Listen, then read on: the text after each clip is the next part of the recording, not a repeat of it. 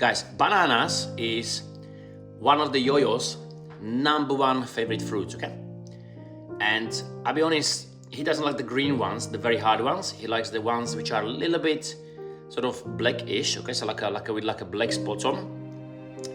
And these actually all make sense, okay? Because these bananas are usually way sweeter, and your parrot will be naturally looking for sugars, okay, in the food, because glucose and fructose are the only sugars that are necessary for your parrot's energy, okay?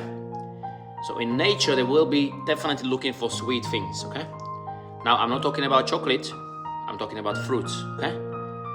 And definitely I would recommend to teach your parrot how to eat a banana. See you soon.